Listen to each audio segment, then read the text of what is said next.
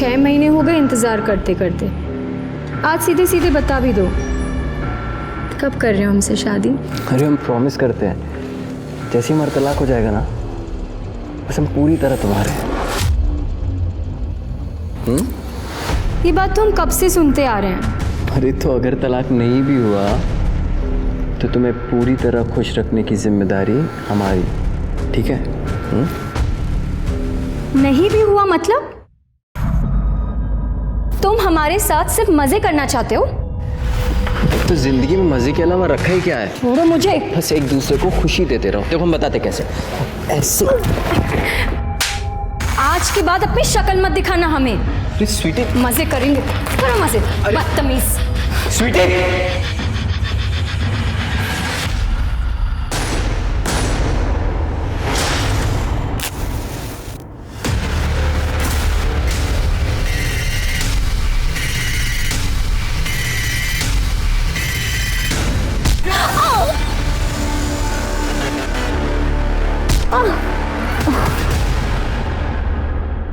स्वार्थ और विश्वासघात, ये दोनों किसी भी रिश्ते को तोड़ने के लिए, जिंदगियां बर्बाद करने के लिए काफी होते हैं। किसी का चेहरा देखकर उसकी नीयत का पता नहीं लगाया जा सकता। कभी कभी एक बड़ा सीधा साधा सा दिखने वाला इंसान भी भयानक वारदातों को अंजाम दे सकता है, ऐसी वारदातें जिनकी हम कल्पना भी नहीं कर सकते। आज की कहानी ऐसे ही दगाबाजों और उनकी चपेट में आई मासूम जिंदगियों की है।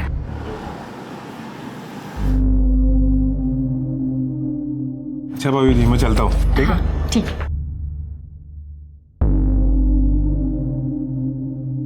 उड़ा लिए गुलछर अपने बॉयफ्रेंड के साथ। किसी बहुत फट्टू है, हमें आते देखते ही भाग गया। अरे आप कैसी बातें कर रहे हैं? उसने नई गाड़ी ली है इसलिए वो मिठाई देने आया था। अच्छा, अगर हम अभी घर नहीं आते ना तो उसके साथ कार में घूमने जाने का भी प्लान था ना? बोल।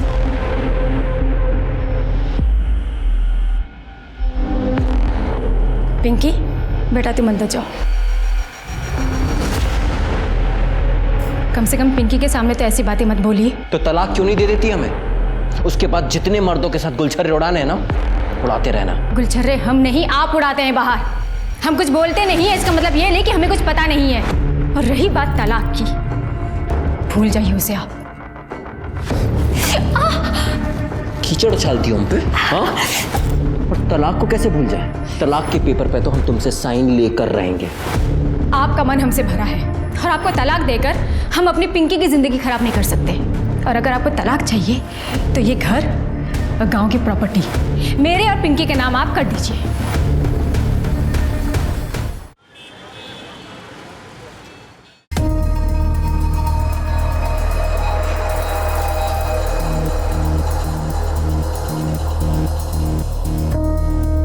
मनीषा, दीपक,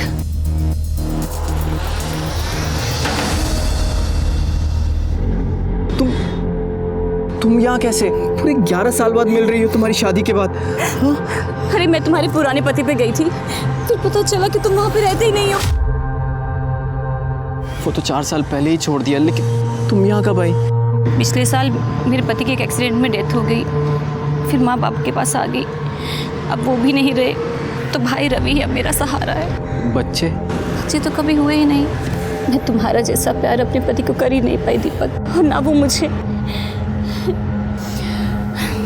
खैर छोड़ो, तुम बताओ तुम्हारी बीवी और बच्चे कैसे हैं? मेरी बीवी, उसका होना ना होना सब बराबर ही है। जगह जगह मुंह मारती फिरती है। अब लगता है माँ बाप के आगे जिद कर ली होती तो मैं तुम्हारी बीवी होती दीपक। पर अब तो तुम्हारे माँ बाप भी नहीं है बीच में आने के लिए। हम लोग वापस से एक हो सकते हैं मनीषा। 11 साल पहले जो खुशी हम एक दूसरे को देते थे वो आज भी दे सकते हैं।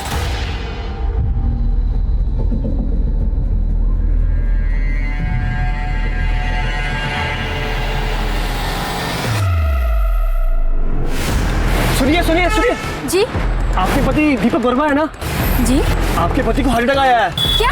उनको यहाँ के गवर्नमेंट हॉस्पिटल में एडमिट किया मैंने। आप कौन है? मैं उनके ऑफिस में काम करता हूँ, उन्होंने मुझे आपको लाने के लिए भेजा है। जल्दी आइए आइए। सीट बेल्ट बांध लो आप।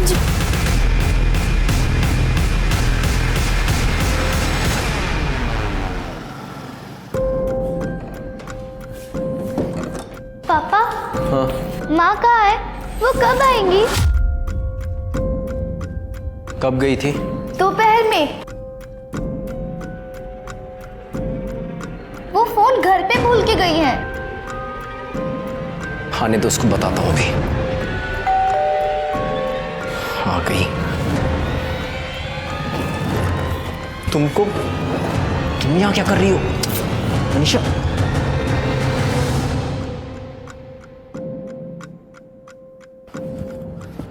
बेटा आप अंदर जाके पढ़ाई करो। हाँ हम बुलाते हैं हम। तुम यहाँ क्या कर रही हो? कोई देख लेगा तो? देख लेने दो, मुझे किसी का डर नहीं। मनीषा अरे मिठाई तो लाओ। तुम ना मुंह मीठा करो। पर ये कौन है? पहचाना नहीं? ये मेरा भाई है रवि। 11 साल पहले मिले थे तो छोटा सा था और हमारी मदद करने लायक नहीं था, लेकिन अब इसने हमारी मदद कर दी है। तुम्हारी बीवी को हमारे रास्ते से हटा दिया दीपक। सर पता नहीं हमारी बीवी राधा कहाँ चली गई। सर बहुत ढूंढने की कोशिश करी पर कहीं नहीं मिल रही। सर प्लीज कुछ कीजिए सर, हमें समझ में नहीं आ रहा हम क्या करें। तुम निराश मत हो, तुम्हारी बीवी को ढूंढने की कोशिश करेंगे। यादव जी सर। इनकी मिसिंग कंप्लेन लो और कार्रवाई शुरू करो। आइए। Thank you sir. Hello,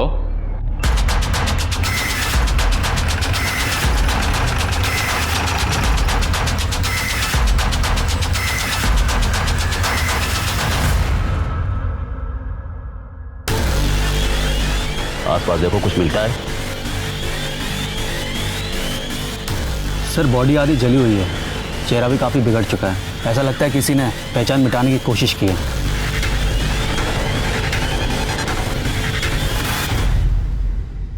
sir ये सैंडल मिला है। कुछ मिला? सर अभी तक कुछ ऐसा नहीं मिला जिससे बॉडी की शिनाख्त हो सके। कितनी मिसिंग कंप्लेन है? सर तकरीबन 20 से 22 होंगे। बॉडी को पोस्टमार्टम के लिए भेजो और जितनी भी मिसिंग कंप्लेन है सबको शिनाख्त के लिए बुलाओ। Okay sir. मनीषा अपना खोया हुआ प्यार हर हालत में पाना चाहती थी, इसलिए उसने एक हत्या की साजिश रची। वहीं दीपक जब उसे अपनी पत्नी की हत्या के बारे में पता लगा तो पुलिस के पास जाने के बजाय उसने मनीषा का साथ दिया। दीपक और मनीषा ने स्वार्थ में सारी हदें पार कर दी थी, लेकिन इसमें राधा का क्या दोष था? और पिंकी, वो छोटी सी बच्ची, इतनी छोटी सी उम्र में उसके सर से उसकी माँ का साया छिन गया। लेकिन ये कहानी यहीं खत्म नहीं होती। इस कहानी में एक नया मोड़ आना अभी बाकी था।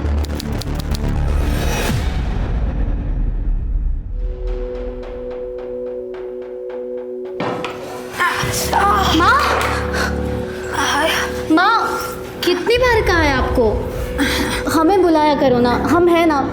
बताओ आपको क्या चाहिए?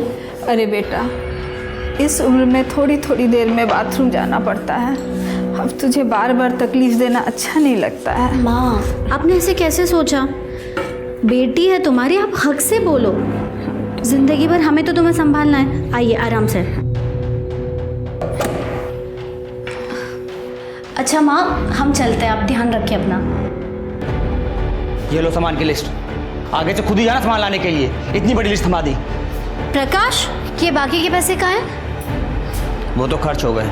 क्या 500 रुपये खर्च हो गए? मुझे तुम्हें सामान लेने भेजना ही नहीं चाहिए था। तुम्हें पता नहीं मेरी हालत क्या है? अरे ब्यूटी पार्लर से इतनी इनकम नहीं हो पाती है, और तुमसे ना हम कमाई की उम्मीद ही छोड़ चुके हैं। हम तो कब से कह रहे हैं इस घर को बेच देते हैं, पैसों की दिक्कत भी खत्म हो जाएगी। इतना बड़े घर का करेंगे क्या? एक छोटा सा घर ले लेते हैं और एक अच्छा सा बिजनेस स्टार्ट कर सकते हैं। अरे ऐसे कैसे बेच दे घर? ये हमारा पुश्तैनी मकान है। दादाजी और पापा ने बड़े प्यार से इस घर को बनाया है। काफी यादें जुड़ी इस घर से, हम नहीं बेच सकते ऐसे। उन यादों को अचार डालोगी क्या? माँ की तबीयत देखी है, दिन ब दिन बिगड़ती जा रही है। जहाँ भी बैठती है वहाँ पे कपड़े गंदे कर देती है। कम से कम उन पैसों से माँ के लिए एक अच्छी नर्स रख सकते हैं। प्रकाश अगर तू नौकरी कर लेना तो भी इस घर की हालत सही हो सकती है, समझा? हाँ मेरे काम करने से सब ठीक हो जाएगा, पर ये घर मत बेचना। तो फिर से शुरू हो गया, और मेरे जीते जी ये घर नहीं बिकेगा, समझे?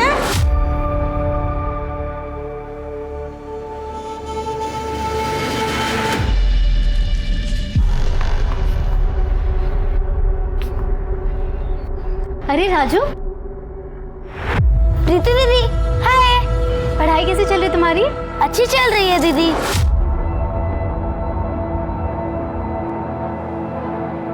ये लो तुम्हारी चॉकलेट। थैंक यू दीदी। ए, क्या कर रहा है उधर? स्कूल नहीं जाना?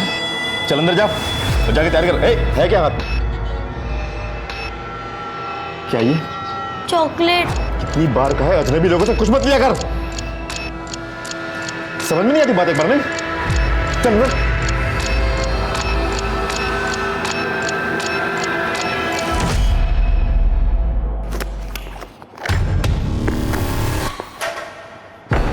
सुन, पता है ना माल किसको पहुंचाना है? पता है चाचा, लेकिन कल तो ऐसा लग रहा था कि पुलिस वाले अंकल हमें पकड़ लेंगे। चुप कर। छोटे बच्चे पर कोई शक नहीं करता। काम करेगा तो खाना मिलेगा, नहीं तो बहुत मार खाएगा। समझ में आ रही बात? ठीक है। चल फटाफट दे क्या। शाबाश।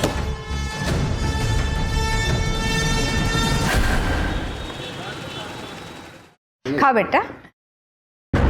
अरे प्रीति, आओ बेटा आओ, तुम्हारी राह देख रहे थे। नमस्ते बुआ जी। नमस्ते बेटा। नमस्ते फूफा जी। खुश रहो बेटा। हाय विनोद भैया।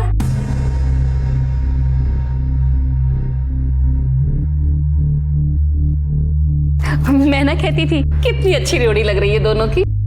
जोड़ी? ये सब क्या चल रहा है माँ? हमें कुछ समझ नहीं आया। अरे प्रीति बैठ बैठ। वो क्या है ना प्रीति, विनोद हमें बहुत पहले से कह रहा है कि हमको प्रीति से ही शादी करनी है। हमें तो कोई ऐतराज नहीं है। लेकिन माँ हमें ऐतराज है। विनोद हमारा कजिन भाई है, बचपन से उसे भैया कहते आ रहे। अब ये अचानक से पति कैसे मान लूं मैं? सब जानते हैं कि विनोद हमारे जेठ का लड़का है। उनके स्वर्गवास होने के बाद हमने विनोद को गोद ले लिया था। अरे तुम्हारा भैया कहाँ से हुआ? अब कितना अच्छा रिश्ता है ना, घर की बात घर में रहेगी। ये सब हमसे नहीं हो पाएगा। प्रीति प्रीति बेटा अचानक ये सब बात सुन के परेशान हो गई होगी। थोड़ा वक्त दो उसको सोचने के लिए। तू बैठ बेटा। ए प्रकाश उठ, ले समोसा का। बैठ बैठ बैठ। घनश्याम क्या से लाया हूँ, बहुत पसंद है ना तुझे? खा। प्रीति, तुम शादी के लिए इनकार क्यों कर रही हो? तुमको पता है ना, हम तुमको बचपन से पसंद करते। बचपन में खेल में हर बार तुम हमारी पत्नी बनती थी। तब की बात और थी, खेल था वो। हमने तुम्हें कभी उस नजर से देखा ही नहीं है। देखो प्रीति, मेरा दिल मत तोड़। तुम्हें चाहिए तो और समय ले लो। हम सब सोच समझ कर कह। बहुत हो गया तुम्हारा नौटंकी। अगर तुमको शादी नहीं करनी है ना तो ये घर बेच दो। ये घर हमारे भैया और पापा का है, इसमें हमारा भी हिस्सा निकलता है। सुन रही है ना आप? हमको हमारा हिस्सा चाहिए। ये सब कह के काहे को बात बढ़ा रही हो? देखो कितने परेशान हो गए तुम। दिमाग थोड़ा शांत रखा करो, सब ठीक हो जाएगा। अब प्रीति को भी थोड़ा वक्त दो सोचने के लिए। जल्दी क्या है? अब खाओ बेटा, तुम समोसा खाओ। लो लो। अरे खाओ बेटा।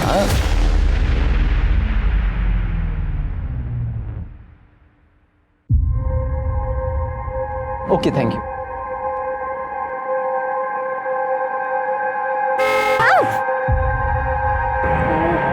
Sorry I am sorry. आपको चोट तो नहीं लगी ना? नहीं नहीं, मैं ठीक हूँ, कोई बात ये नहीं। श्योर ना? हाँ मैं ठीक हूँ। अच्छा सुनिए, मेरा एक बिजनेस है।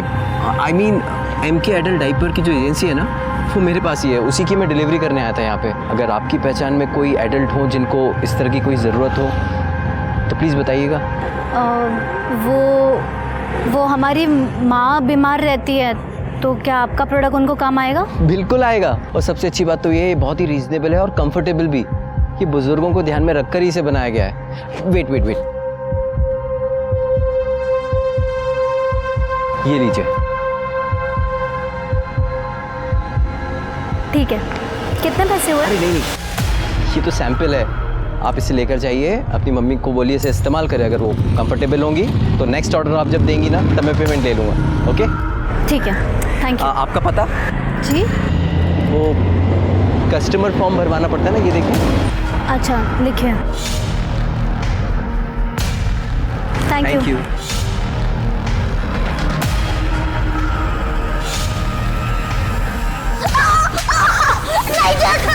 क्यों नहीं मानता मेरी बात?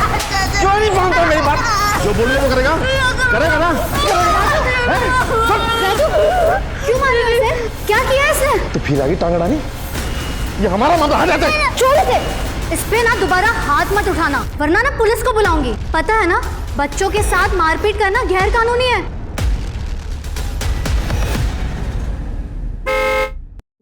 प्रीति जी। ओह हाय।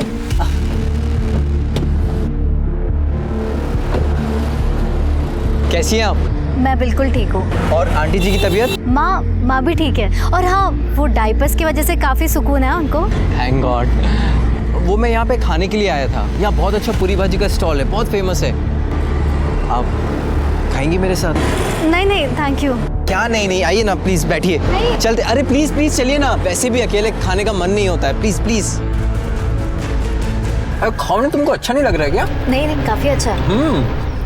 और तुम्हारी फैमिली में कौन कौन है? माँ है और भाई है बस। पापा कुछ साल पहले गुजर गए थे।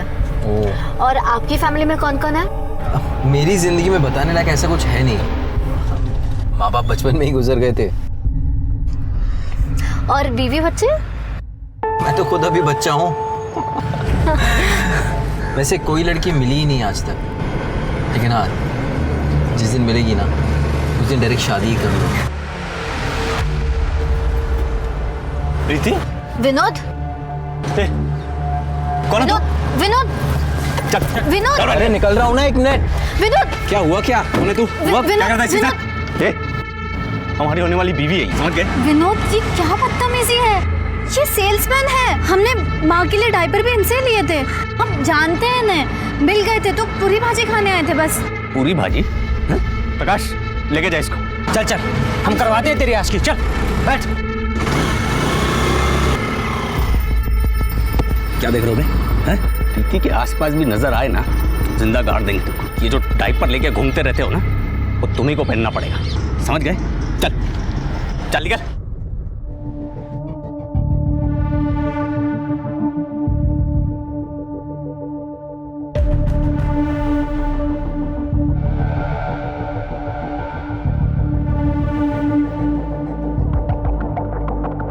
वो ब्यूटी पार्लर के बाहर इंतज़ार करने के बजाय तुम्हें फ़ोन करें तो चलेगा ना?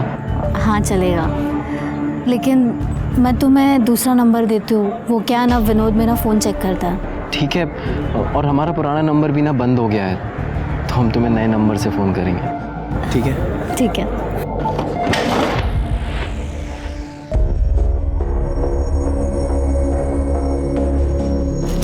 भैया दिन में ये सप्लाई का काम और रात को चौकीदारी, दो काम करके दिमाग भर आ गया है। पर क्या करें, परिवार के लिए सब करना पड़ता। चंदन फ़ोन दे जरा अपना। क्या बात, नई लौड़िया पटाई होगा? भैया मौज तो आप ही ले रहे हैं। आज ये, कल वो, परसों कोई और हैं? हाँ, वो हम मनोहर लॉज जा रहे थे क्लाइंट से मिलने के लिए। अगर तुम फ्री हो तो वहीं आ जाओ, वहीं से फिर घूमने चलेंगे।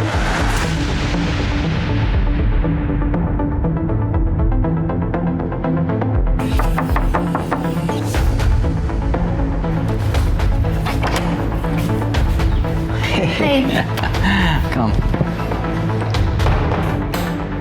दीपक तुम्हारा क्लाइंट कहाँ है?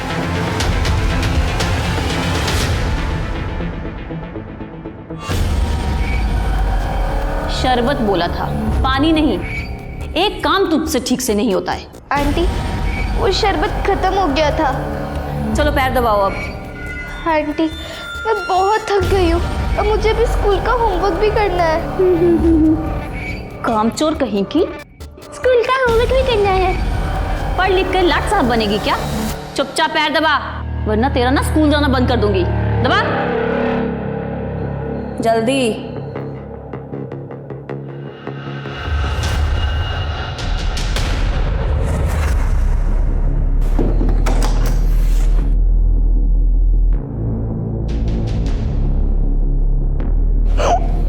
क्या हुआ?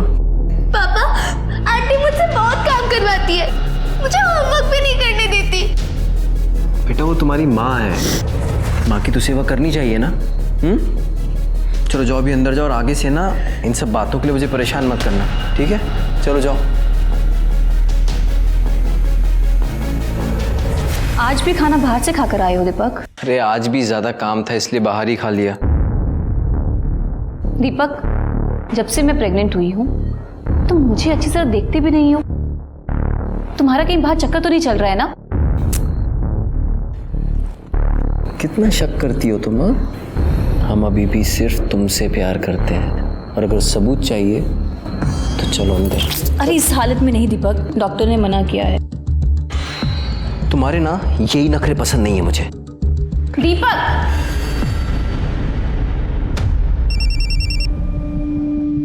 हाँ दीदी।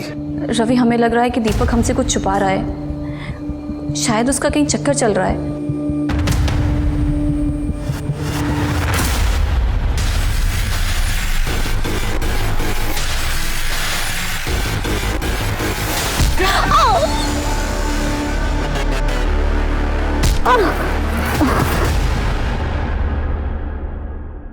सर, हमारी बहन प्रीति कल शाम से घर नहीं आई है। उसके ब्यूटी पार्लर से पता चला है कि वो कल 6 बजे वहाँ से निकल चुकी थी।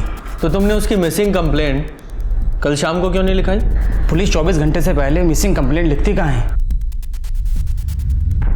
प्रीति रोज कितने बजे घर आती है? वैसे तो सर वो 8 बजे तक आ जाती थी, लेकिन अभी कुछ दिनों से थोड़ा सा लेट आ रही थी। क्यों? शायद उसका किसी के साथ अफेयर चल रहा था। किसके साथ? पता नहीं सर, मैंने कभी पूछा नहीं। शर्मा, प्रीति की डिटेल्स इनसे ले लो। सर। तुम्हें किसी पे शक है? प्रीति का किसी से कोई झगड़ा या अनबन थी? विनोद कहने के लिए हमारा कज़न है, वो प्रीति से शादी करना चाहता है, पर प्रीति उसे शादी नहीं करना चाहती है। विनोद, हम तो प्रीति से 2 दिन पहले मिले थे, हमको क्या पता वो कहाँ है। हमने सुना है तो प्रीति को बहुत परेशान करता है, बहुत चिल्लाता है उस पर। सर, प्रीति को तो हम अपने घर की बहू बनाना चाहते हैं, हमें भी उसकी फिक्र है, और आप हम ही से सवाल पूछ रहे हैं। अब प्रीति की माँ अनुराधा का फोन भी आया था, वो बहुत परेशान है। आप प्रीति को ढूंढिए, बड़ी मेहरबानी होगी आपकी। सर, प्रीति के मोबाइल रिकॉर्ड्स, उसके मोबाइल की लास्ट लोकेशन संगटा जंगल के आसपास की है, जिसके बाद उसका फ़ोन स्विच ऑफ हो गया। सर, कॉल रिकॉर्ड्स में भी कुछ सस्पिशियस नहीं मिला है, ना कोई लेट नाइट कॉल्स, ना कोई ऐसे कॉल जिस पे बहुत देर तक बातें हुई। सभी कॉल्स या तो काम से रिलेटेड थी या तो फैमिली के साथ। सर, संगटा जंगल में एक लाश मिली है।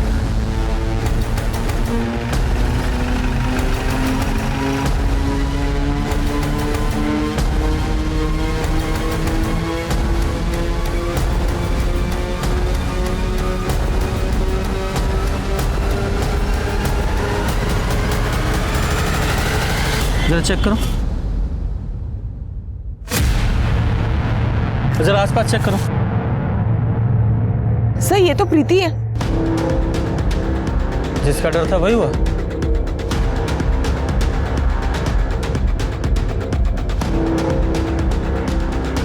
सर, इसका सिर फटा हुआ है, शायद किसी भारी चीज से वार किया गया है। सर, ये सैंडल देखिए, मतलब वो सैंडल भी प्रीति की थी, और वो यहाँ से कुछ दूरी पे मिली। सर, वहाँ से यहाँ तक घसीटा जाने का, खींचने का कोई भी निशान नहीं है, मतलब बहुत ज़्यादा चांसेस है प्रीति यहाँ भागकर पहुँची। हाँ, तो ये प्रीति यहाँ जंगल में क्यों भाग रही थी? कहीं ऐसा तो नहीं कि प्रीति का किसी ने किडनैप कर लिया हो, और बाद में जब उसका किडनैपर यहाँ उसे मारने के लिए ला रहा हो तो ये बचकर भाग निकली। किडनैपर ने उसका पीछा किया और इस स्पॉट पे आके उसे दबोच लिया और मार डाला। सर, ये मोबाइल और ये पर्स मिला है। मोबाइल को एविडेंस बैग में डालो और साइबर सेल में भेजो। सर। नहीं सर, कुछ नहीं है। गुप्ता, बॉडी को पोस्टमार्टम के लिए भेजो। सर।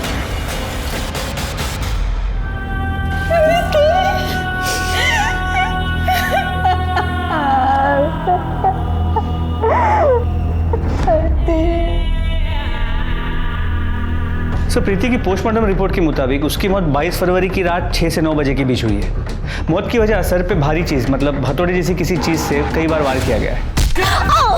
शर्मा, प्रीति की 22 फरवरी की सारी टावर लोकेशन निकालो, और सीसीटीवी फुटेज का क्या हुआ? सर, जंगल के आसपास तो कोई सीसीटीवी कैमरा नहीं मिला। प्रीति के घर के आसपास कुछ कैमरास मिले हैं, एक टीम उसकी फुटेजेस को खंगाल रही है। सर, हमने प्रीति की ब्यूटी पार्लर क्रॉस चेक किया, लेकिन प्रीति अपने पार्लर से करीब 6 बजे के आसपास निकल गई थी। फिर वो संगठा के जंगल में कैसे पहुंची? शर्मा, उस एरिया के जितने भी हिस्ट्री शीटर हैं सबको उठाओ प्रीति के भाई ने बताया था प्रीति का किसी के साथ अफेयर था। सर उसने कहा तो था, लेकिन कॉल रिकॉर्ड्स में ऐसी कोई बात सामने नहीं है।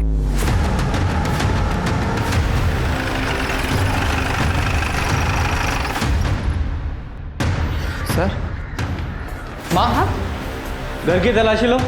सर क्या ढूंढ रहे हैं साहब? किस चीज़ की तलाशी? सर क्या ढूंढ रहे हैं आप?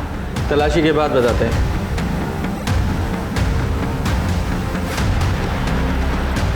सर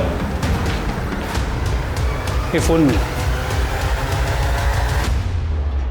ये फोन किसका है? ये तो प्रीति का ही फोन है, पर सर वो इसे इस्तेमाल नहीं करती थी।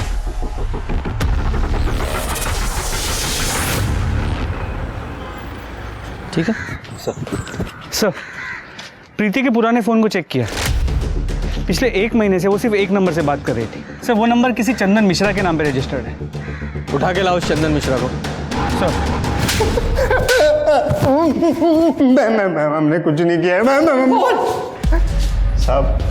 साहब उस दीपक सिन्हा का अफेयर चालू था प्रीति के साथ। उससे बात करने के लिए वो हमारा फ़ोन इस्तेमाल करता था। कभी कभी तो खुद ही जेब से निकाल लेता था साहब। पुरानी जान पहचान थी तो हमने मना भी नहीं किया। इसके अलावा हम कुछ नहीं जानते साहब। हमने कुछ नहीं किया साहब। कुछ अच्छी कहानी है। कहानी नहीं है साहब। ये देखिए साहब, ये है दीपक सिन्हा। शर्मा, इस दीपक सिन्हा की पूरी डिटेल्स निकालो।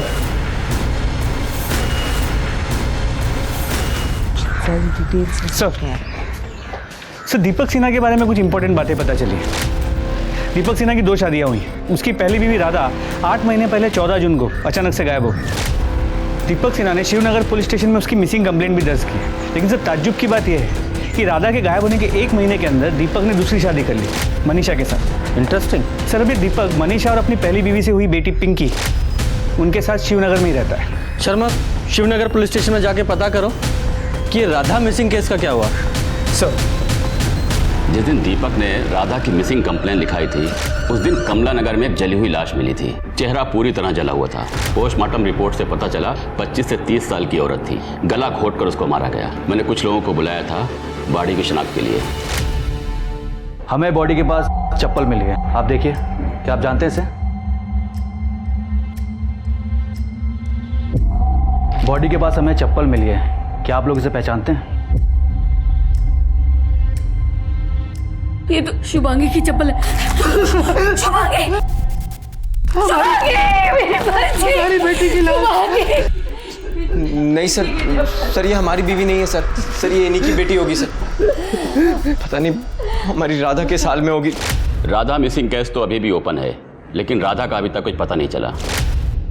आपने बॉडी की डीएनए टेस्ट करवाई थी? नहीं, हमने डीएनए सैंपल लिया था, लेकिन चौबे फैमिली ने जब बॉडी की शिनाख्त कर ली तो हम लोगों ने बॉडी उनको सौंप दी। वेरी गुड शर्मा, ये डीएनए प्रिजर्व है। ये तो हमारे लिए बहुत अच्छी खबर है। इस चौबे दंपति को ढूंढो, उनकी ज़रूरत पड़ेगी। तब तक मैं इस दीपक की खबर लेता हूँ। Okay sir. प्रीति? कौन प्रीति सर? मैं किसी प्रीति को नहीं जानता सर। नाटक बंद कर।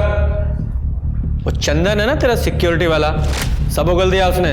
तेरा अफेयर था ना प्रीति के साथ। दीपक, ये सब क्या है?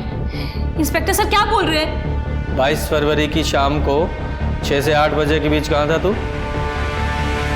मैं तो ऑफिस में ही था सर।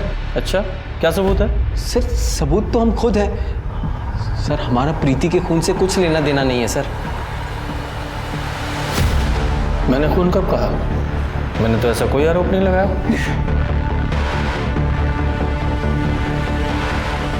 वो तुम्हारी बेटी है? जी सर। जब तक प्रीति के कातिल नहीं पकड़े जाते शहर छोड़ के मत जाना।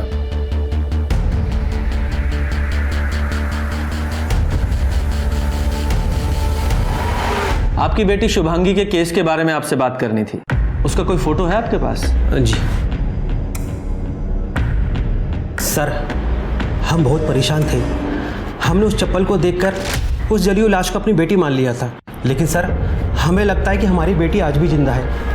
ऐसा क्यों लगता है आपको? पिछली दिवाली को एक फ़ोन आया था और उस फ़ोन पे एक लड़की के रोने की आवाज़ आ रही थी। और सर वो लड़की मुझे पापा बोल रही थी। लेकिन सर अचानक से ही कॉल कट गया। हमने उस नंबर पर कई बार कॉल किए पर किसी ने फ़ोन नहीं उठाया। हमें लगा ये हमारा वहम है। उस वक्त भी हमें शक था कि शुभांगी किसी लड़के के साथ भाग गई है। पूजा जरा चेक करो इन लोगों का शक सही है या नहीं। सर। शर्मा इन दोनों के डीएनए सैंपल ले लो और जरा मैच करा के देखो। सर।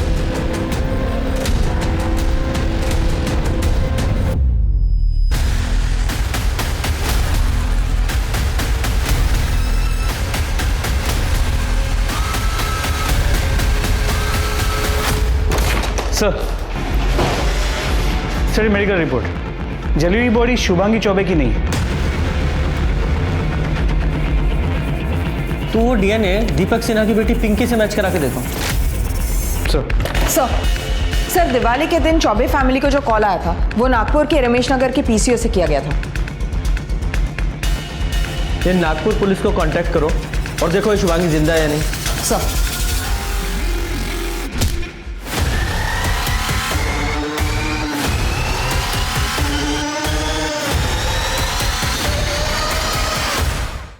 लीजिए भाभी, खाना खा लीजिए।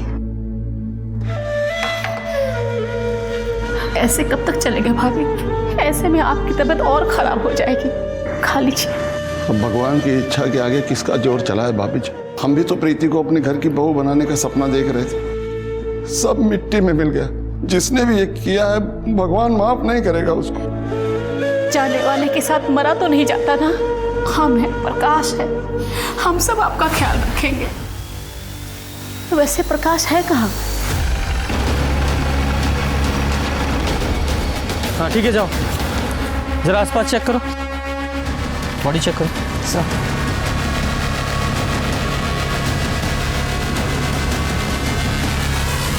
सर ये तो प्रकाश है, प्रीति का भाई।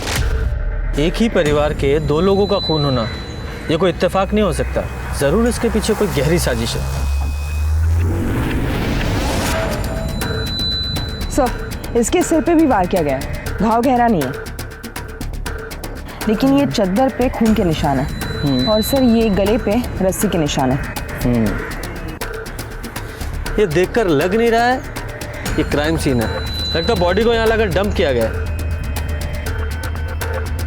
सर ये चद्दर पे से बाल मिला है। इसे लैब में भेजो सर, और चादर को भी लैब में भेजो और बॉडी को पोस्टमार्टम के लिए भेजो।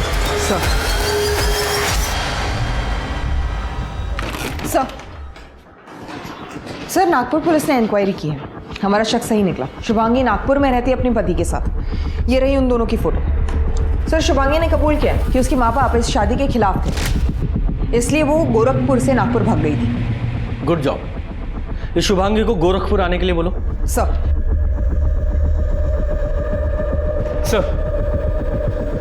उस जली हुई बॉडी का डीएनए दीपक की बेटी पिंकी के डीएनए से 50% मैच करता है। वो बॉडी राधा की ही थी। सर एक और सस्पिशियस बात पता चली, दीपक और उसकी दूसरी बीवी मनीषा बहुत पुराने आशिक हैं और मनीषा का भाई रवि हिस्ट्री शीटर है, मारपीट के केस में अंदर जा चुका है।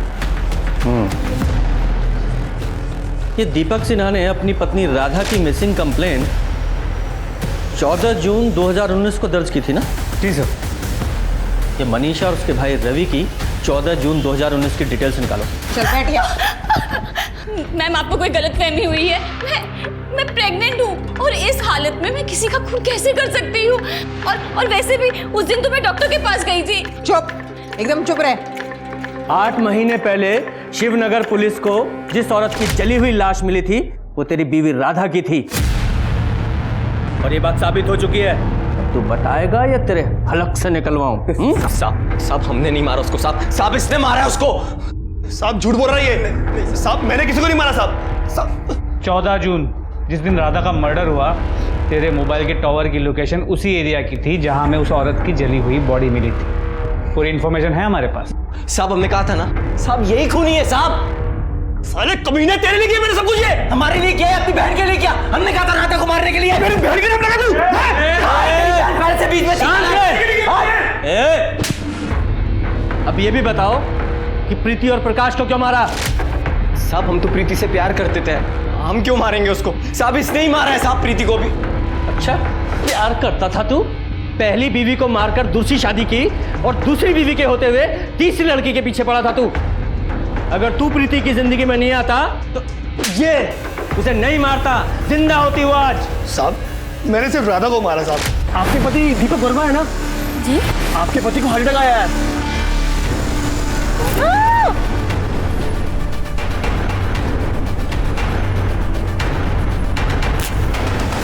उसके अलावा मैंने किसी को नहीं मारा साहब। साहब इसे नहीं मारा होगा ये। 22 फरवरी की शाम 6 से 9 के बीच कहाँ था तू? साहब मैं तो शादी में गया था साहब। और तू कहाँ था? हम ऑफिस में थे साहब। शर्मा जरा पता लगाओ कितना सच बोल रहे हैं दोनों। और गुप्ता जरा अच्छे से खातिरदारी करो इनकी। नहीं साहब, साहब हमने कुछ नहीं किया साहब। जाना साहब प्रीति से नहीं साहब आराम सर सर शुभांगी को शिवनगर पुलिस स्टेशन में स्टेटमेंट देने के लिए भेजा और ये प्रकाश की पोस्टमार्टम रिपोर्ट। सर रिपोर्ट के हिसाब से उसकी मौत गला दबाने की वजह से हुई थी, लेकिन मौत से पहले उसके सिर पे किसी भारी चीज से वार किया गया था। सर प्रकाश के चद्दर पर उसके अलावा और किसी के भी हेयर सैंपल्स मिले। सर आनंद नगर में जो सीसीटीवी कैमरास मिले थे उनमें से 2 कैमरा की फुटेज में कुछ ऐसा मिला है जो काफ़ी सस्पिशियस है। दिखाओ। सर ये देखिए, प्रीति इस कैमरा के सामने से करीब 6:35 पे गुजर रही है और इस कैमरा के सामने वो करीब 7 बजे पहुंच रही है। मतलब सर उसे 25 मिनट लगे, लेकिन जब हमने इसके पहले के दिनों की फुटेज को कंपेयर किया तो ये डिस्टेंस कवर करने के लिए वो सिर्फ 10 मिनट ले रही थी। मतलब 15 मिनट के लिए ये प्रीति कहीं रुकी थी। लेकिन सर उस रास्ते पे सिर्फ एक बंद घर है, वहाँ क्या करने गई? अब ये तो पता लगाना पड़ेगा।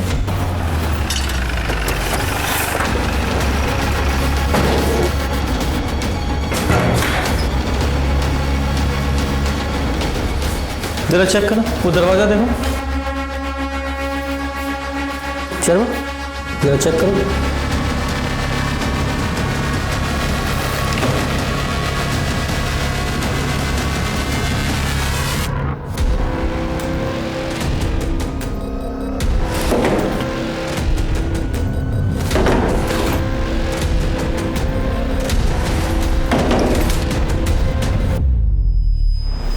Raju Singh 6th division, room number 105, Shankar road, Anand नगर।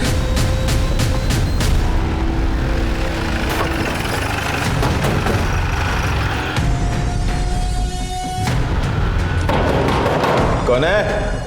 बोलो। दरवाजा तोड़ दोगी? तलाशी लो जरा। सर हुआ क्या सर? ये क्या हो रहा है सर? ये सर मैं इज्जतदार आदमी हूँ, आप ऐसा कर नहीं सकते।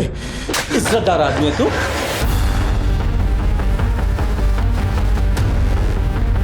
बेटा ये बैग तुम्हारा है ना? खोलो इसे। हाँ।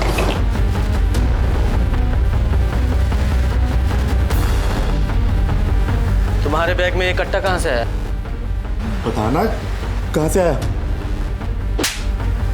कट्टे स्मगल करने के लिए बच्चे का इस्तेमाल करता है तू? हाँ? बोल बोल। सर ये देखिए क्या मिला। इज्जतदार आदमी है तू? ये है तेरी इज्जत?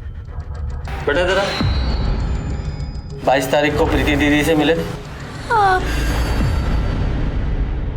22 तारीख को प्रीति दीदी से मिले थे? हाँ। अरे राजू, इस समय स्कूल के कपड़े में और ये स्कूल बैग लेकर कहाँ जा रहा है? अरे भाग क्यों रहा है? तेरा बैग क्यों इतना भारी है? क्या है इसमें? ये कट्टा ये तेरे पास कैसे आया?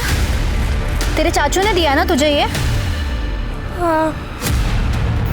आज तो मैं उसका बंदोबस्त करके रहूंगी, उसे जेल भिजवाऊंगी। चाचा प्रीति दीदी को पसंद नहीं करते थे और प्रीति दीदी को गालियां देते थे। प्रीति के पुलिस में कंप्लेंट करने से पहले मार दिया उसको तूने? अरे साहब मैं उस दिन उससे मिला ही नहीं, मैं पूरा दिन अपने घर में था। पता ना तेरा चाचा कहाँ था? वो क्या बताएगा? तो कितना सच बोल रहा है सब पता चल जाएगा। थाने चल के तेरे हलक में से उगलवाएंगे। लेके चलो इसे। हेलो ठीक है हम देखते हैं। सर मुन्ना खबरी का फ़ोन था। आनंद नगर के मनोहर लॉज में हर कमरे में कैमरा लगे हुए हैं, वहाँ कपल्स आते तो उनकी रिकॉर्डिंग की जाए।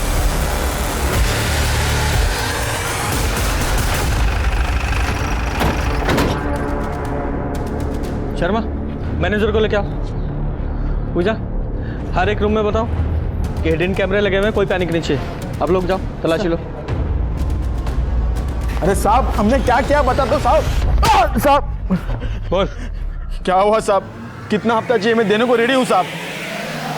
पैसा देगा तू? साहब बहुत पैसे आए तेरे पास? बट मैंने किया क्या है साहब? अभी पता चलेगा। गुप्ता, बाकी कमरे चेक करो।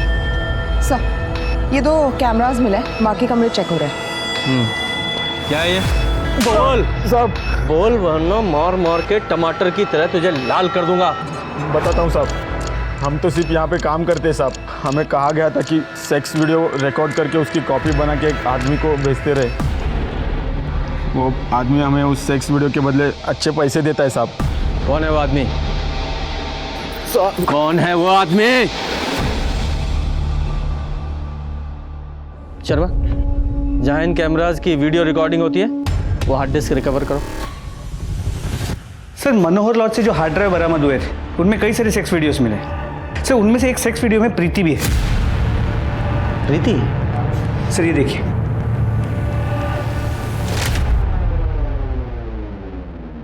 कोई नहीं है, सिर्फ मैं हूं तुम्हारा आशिक। प्लीज दीपक, ये सब मत करो। अरे प्रीति, प्यार करते हैं हम तुमसे, और कुछ नहीं होगा। दीपक प्लीज दूर जाओ। कुछ नहीं होगा प्रीति, मैं बोल रहा हूँ ना। दीपक मुझे छोड़ो। देखो, शादी के बाद ये सब ठीक है, लेकिन उसके पहले कुछ भी नहीं। मुझे घर जाना है। नहीं, मुझे प्रीति हमारी बात सुनो। सॉरी, अब वो गलती हो गई हमसे। प्यार करते हैं तुमसे इसलिए थोड़ा सा बहक गए थे, पर तुम्हारी मर्जी के बिना हम तुम्हें कभी हाथ भी नहीं लगाएंगे। सच कह रहे हैं। और जल्दी हम तुम्हारे घर आएंगे शादी की बात करने। सच? हाँ, प्रॉमिस।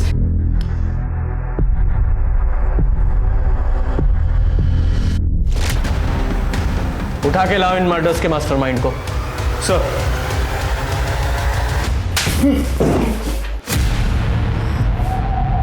सीधे सीधे सच्चाई बताओगे या और मार खाओगे? बता रहे हैं। उस लॉज से हमने जब नए वीडियो का स्टॉक मंगाया तो उसमें हमको प्रीति भी दिखी। हमारा माथा घूम गया, इसलिए घर जाते हुए प्रीति को हमने बात करने के बहाने गाड़ी में बैठाया और जंगल के पास लेकर गए। ये सब काम करती हो तुम? होटल में जाके रंगरलियां मनाती हो, कल को रास्ते में खड़े होकर धंधा करोगे? ये घटिया काम तुम्हें पसंद है, पर मेरा बेटा नहीं। देखिए फूफा जी, हमसे ना तमीज से बात कीजिए, और ये हमारा पर्सनल मामला है, आप बीच में मत पड़िए। प्रीति, तू जिसके साथ मुंह काला कर रही है ना होटल में, वो दीपक वर्मा शादीशुदा है। वो 2 शादी की है उसने। उल्लू बना रहा है तुझे। झूठ बोल रहे हैं आप। और ये वीडियो दिखा के आप क्या बताना चाहते हैं? लॉज में कैमरा लगा हुआ था ना, ये सब आपको कैसे पता चला? आप पहले खुद के कैरेक्टर को देखो कि आप कैसे हो। फूफा जी, आपकी जो ये असलियत है ना, मैं सबको बताऊंगी।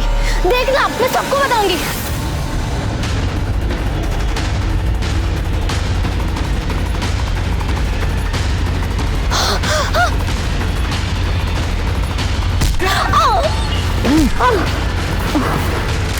ये बात हमने अपनी बीवी को बता दी। पहले तो ये हम पे बहुत गुस्सा हुई, फिर इसको बदनामी का डर लगा तो। सुनो जी, हमको ना इस शहर छोड़कर चले जाना चाहिए। अरे पुलिस वाला बहुत होशियार होते हैं, अगर उनको पता चल गया कि प्रीति का खून आपने किया है तो जिंदगी भर जेल में सड़ोगे फिर। कितनी बार तुमसे कहा है कि ये बातें मुंह से मत निकाला करो। हमने मारा प्रीति को। देखो प्रकाश, पुलिस के पास जाएंगे और सब कुछ सच सच बता देंगे। हमारी बात सुनो ना प्रकाश, हम समझा रहे ना तुमको क्या हुआ था।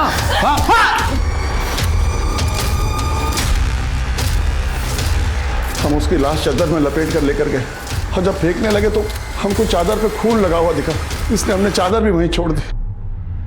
अब वही चादर तुम्हें फांसी के फंदे तक पहुंचाएगी। उस चादर पे तुम्हारे बाल मिले हमें। इन दोनों के खिलाफ दोनों मर्डर की चार्जशीट बनाओ। सर, प्रीति और प्रकाश के खून के आरोप में चरणदास और उसकी पत्नी सुमन को सजा मिली। दूसरी तरफ राधा की हत्या के मामले में कोर्ट ने दीपक, मनीषा और उसके भाई रवि को दोषी करार दिया। हमने अक्सर लोगों को कहते सुना है कि किसी की सूरत देखकर उसकी सीरत का पता लगाया जा सकता है, लेकिन आज के जमाने में ये कहावत बिल्कुल लाजमी नहीं है। किसी पर भरोसा करना अच्छी बात है, लेकिन भरोसा करने से पहले उस इंसान को अच्छे से जांच लेना, परख लेना बहुत ज़रूरी है। सतर्क रहकर ही ऐसे दगाबाजों से हम खुद को बचा सकते हैं। तो अब मैं दिव्यांका त्रिपाठी दही आपसे लेती हूँ विदा, फिर मिलूंगी नई और सच्ची कहानियों के साथ। आप देखते रहिए क्राइम पेट्रोल सतर्क। जय हिंद।